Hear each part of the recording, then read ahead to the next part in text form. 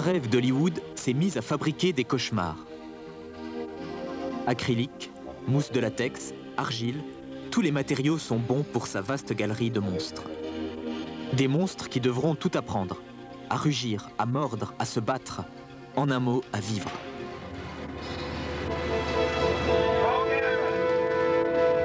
Cette créature terrifiante est un tyrannosaure rex, héros du dernier film de Roger Corman, le grand Manitou du cinéma fantastique de série B. Nous allons retrouver Corman et son équipe de l'autre côté de l'écran, au moment où commencent à s'animer et à vivre ces créatures terrifiantes qui nous glacent d'effroi sur nos sièges.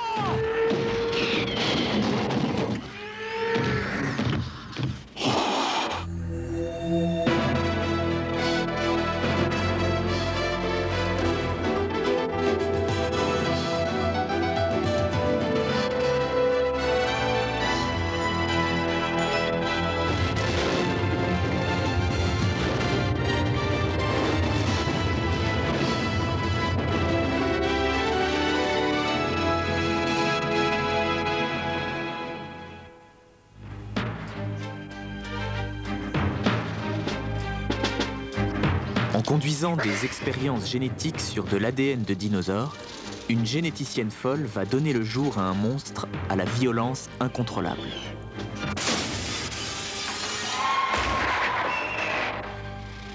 Avec son dernier film Carnosaure, Corman n'en est pas à son coup d'essai. Depuis près de 40 ans, faire peur est sa spécialité.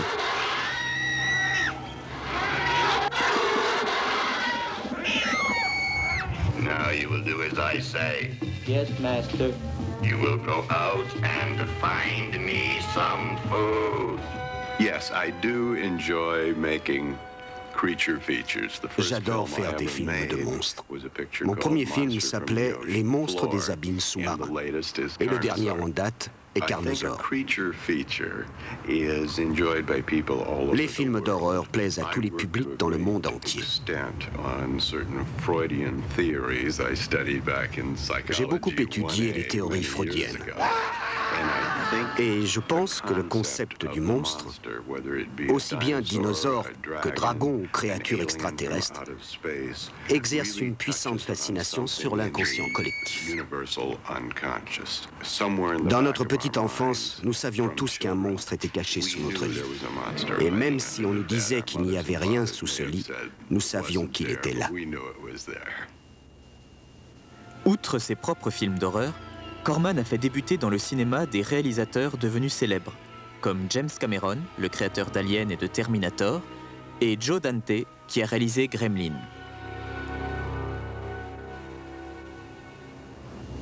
Pour concevoir, fabriquer et animer les monstres de Carnosaure, Corman s'est adressé à son collaborateur de toujours, le maître maquilleur John Bickler.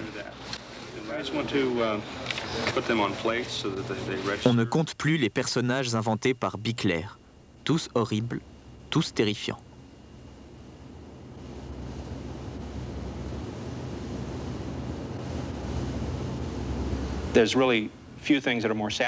Je connais peu de choses aussi satisfaisantes que de concevoir un personnage de A à Z. Son aspect, sa démarche, sa façon de rouler les yeux, de respirer. Il faut tout inventer quand on crée un de ces monstres.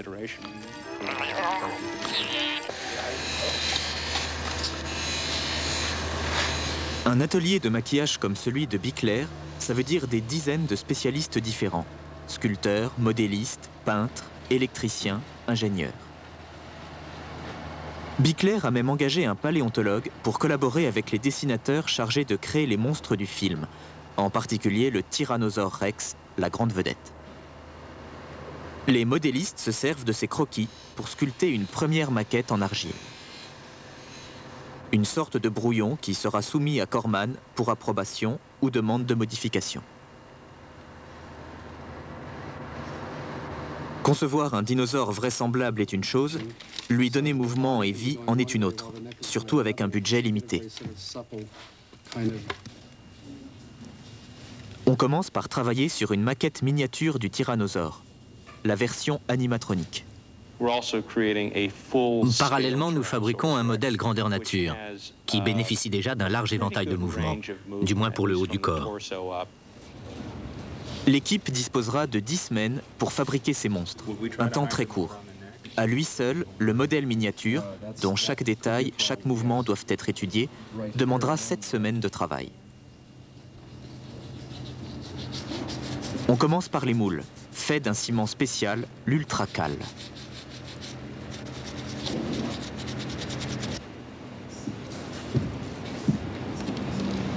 Cette pâte épaisse, de la mousse de latex, fournira une fois démoulée la peau de l'animal.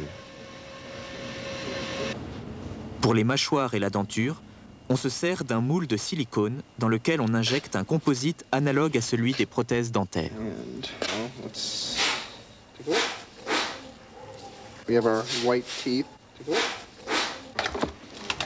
En même temps, on a fabriqué l'enveloppe de plastique qui permettra d'ancrer les différents mécanismes d'animation. Par exemple, pour le bras, mouvement de haut en bas, d'avant en arrière, pliage du coude et rotation des poignets. Ainsi, quand tous les câbles agiront en même temps, on aura un mouvement parfaitement naturel. John Crawford est l'ingénieur en chef de cette animation. Il règne sur la machinerie complexe de câbles et de poulies qui donneront vie à la maquette.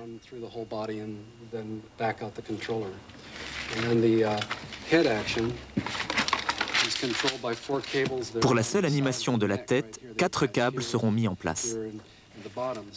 Il suffit de tirer sur ces câbles pour obtenir tous les mouvements, latéraux ou de haut en bas.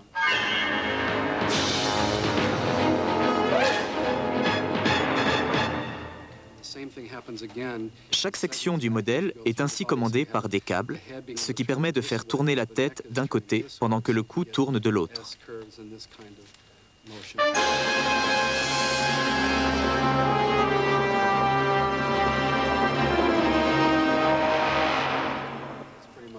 À l'intérieur de la tête, on a placé 6 servomoteurs radiocommandés qui produiront tous les mouvements faciaux.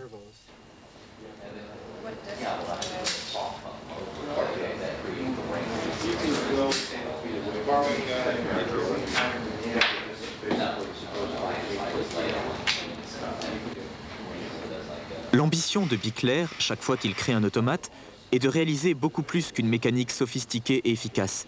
Il veut donner à ses créatures une personnalité et un comportement propre.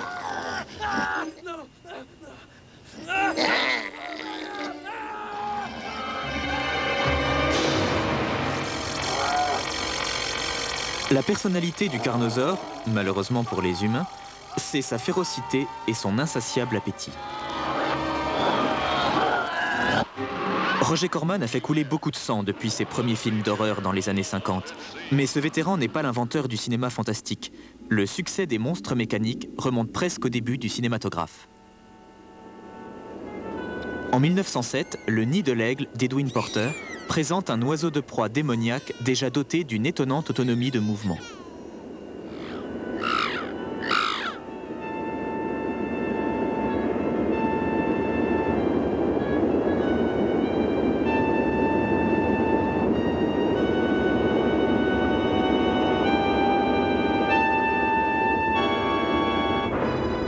« 1925, un dragon de 20 mètres de long. Fritz Lang l'a fait construire pour le film Siegfried. Il fallait 17 techniciens pour faire fonctionner le monstre. Mais de quelle prouesse n'était-il pas capable? Il pouvait bouger la tête et la queue, cracher le feu, et de la blessure béante infligée par Siegfried, il saignait abondamment.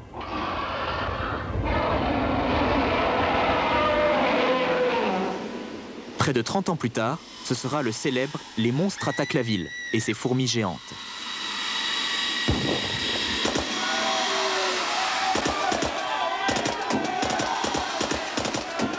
These creatures are extremely dangerous. They have already killed a number of persons. Stay in your homes, I repeat. Stay in your homes.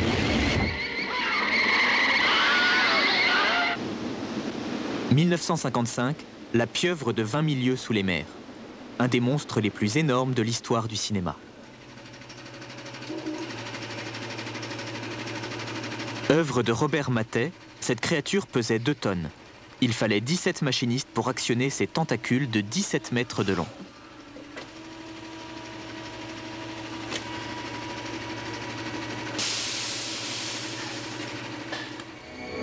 Robert Mater récidive 20 ans plus tard avec un nouveau monstre sous-marin, le grand requin blanc des dents de la mer.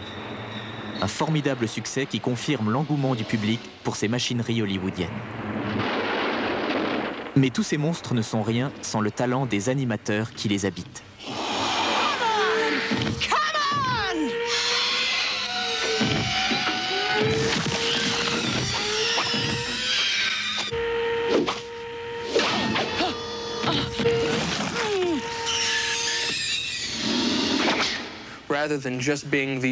Être les yeux, la bouche ou les oreilles d'un personnage ne suffit pas.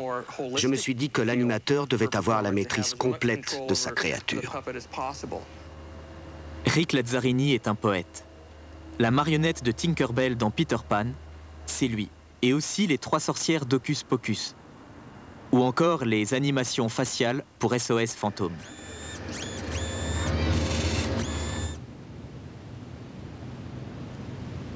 Ce poète ne s'est pas limité aux automates miniatures. Le bison qu'il a créé pour Radio Flyer mesurait 2,50 m de haut et pesait 1 tonne. Chaque élément de l'animal était tellement lourd que seul un système hydraulique permettait de mouvoir la tête ou l'encolure.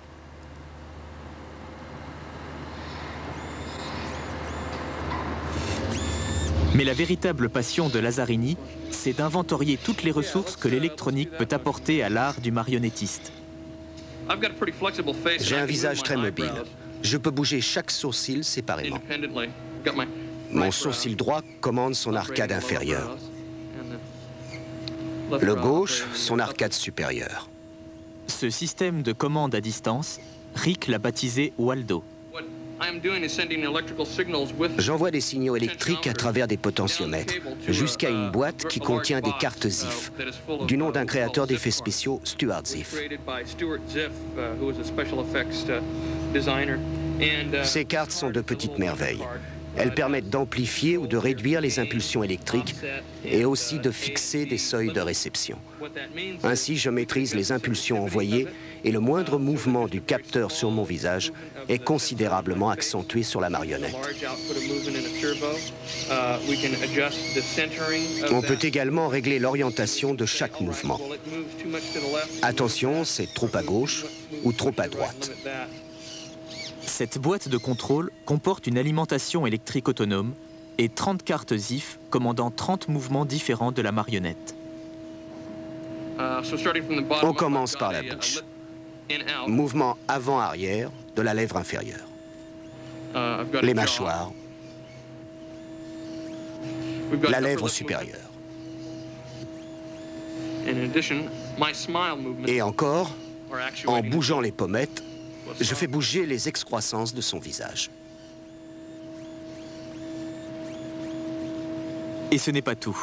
Rick dispose aussi d'une radiocommande capable d'émettre 9 signaux numériques différents.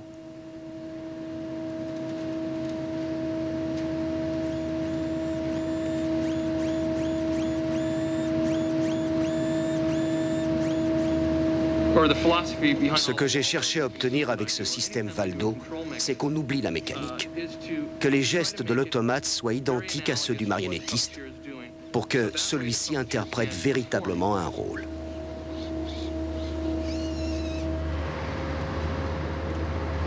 Subtilité des expressions, exactitude des mouvements, instantanéité de l'animation, tout concourt pour donner vie à ces créatures illusoires.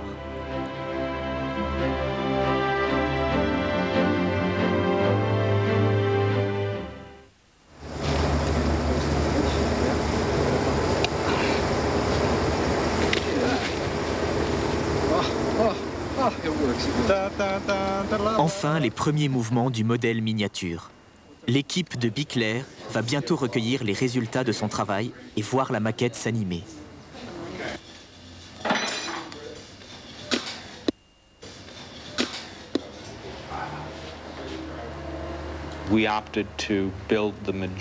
On a choisi de fixer la plus grande partie de nos commandes sur un dispositif dorsal, un backpack. L'opérateur manipule des leviers métalliques. Quand il bouge un bras, la créature fait de même.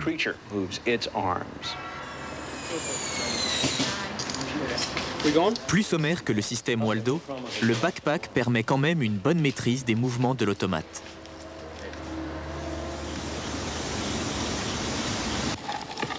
Au total, pour animer le tyrannosaure miniature, il ne faudra pas moins de 4 personnes.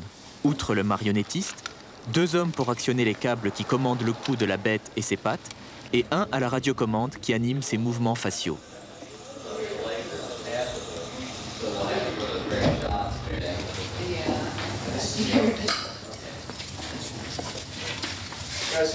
À 3 semaines du tournage, tous les problèmes concernant la maquette du tyrannosaure ont été réglés. Et l'équipe de Bickler s'est attaquée à la fabrication du monstre grandeur nature. Pour avoir une idée de leurs dimensions respectives, il suffit de comparer cette patte à celle-là là-bas. L'échelle est de 1 à 5.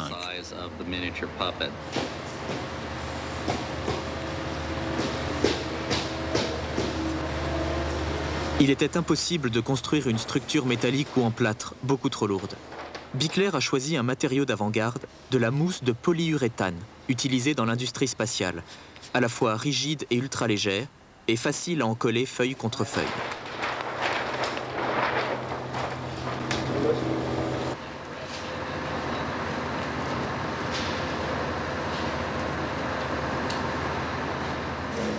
La peau du tyrannosaure, de la mousse d'uréthane, est creusée au fer rouge pour simuler les écailles. Jour J-1, le gigantesque tyrannosaure Rex est amené en pièces détachées sur le plateau de tournage. 5 mètres de haut, 8,50 mètres de long de la tête à la queue.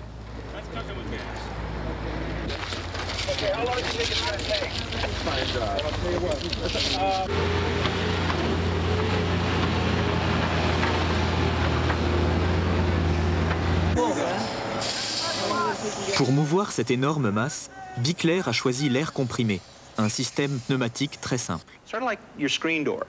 C'est le même principe que les portes à soufflet. Vous remplissez et vous videz l'air. C'est enfantin. L'air comprimé fait tout le travail.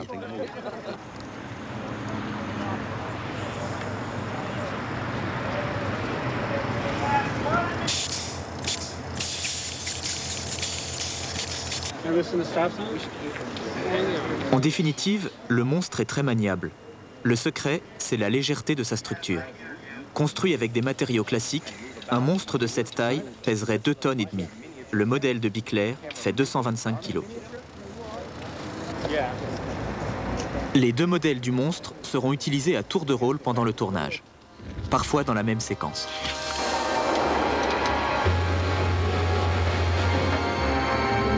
Pour que ce soit possible, il a fallu tout miniaturiser, la benne mécanique aussi bien que les humains.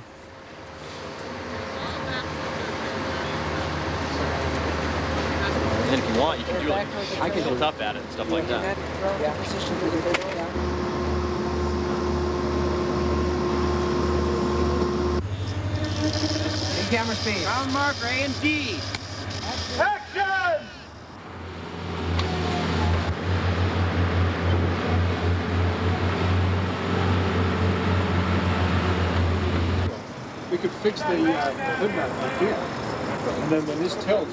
Il n'existe pas de recette, souligne Bickler, pour créer des monstres vraisemblables, surtout dans un film à petit budget. Il faut du métier et de l'imagination. Tout l'art des cinéastes, ces illusionnistes, est de passer, sans qu'on s'en aperçoive, d'images du monstre en taille réelle à des plans tournés avec le modèle miniature.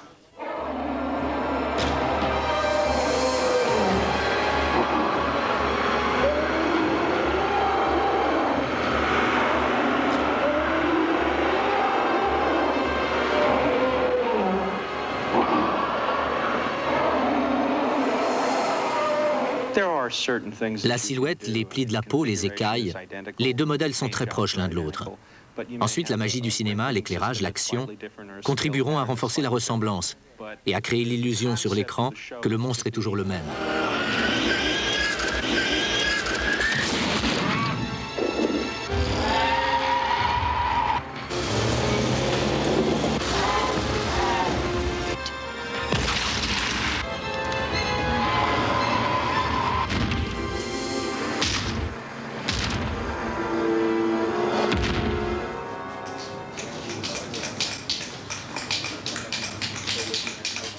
Le fait de tourner un film de série B, de disposer d'un temps de préparation et d'un budget limité, est une contrainte.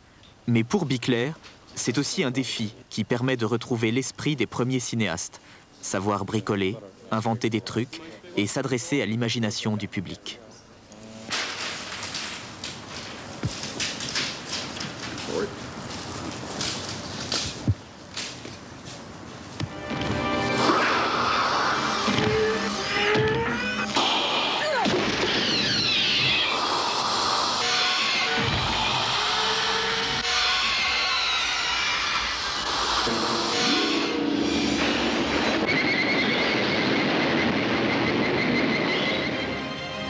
Quels que soient les moyens mis en œuvre, les cinéastes ne sont pas des ingénieurs chargés de concevoir des robots plus ou moins intelligents.